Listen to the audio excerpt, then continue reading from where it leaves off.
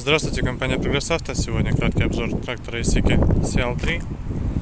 Небольшой, полноприводный, очень удобный, компактный трактор.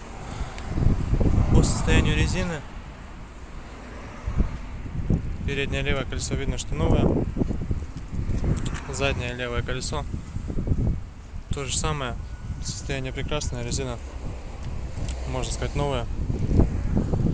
В комплекте с трактором идет фреза, такая вот, 1,10 м. Вот состояние ножей. Такие интересные ножи у нее.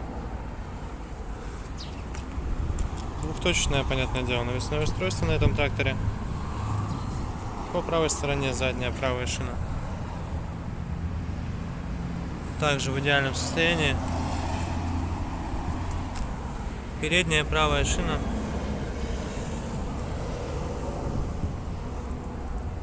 Новая, заменена. Наработка у него 356 моточасов.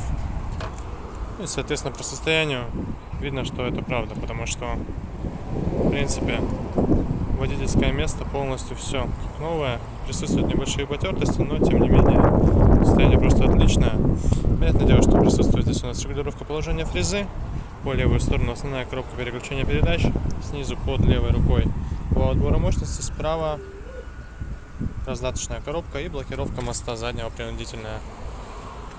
По приборной панели уже показал. В принципе, все видно, все понятно. Поэтому приезжайте, смотрите.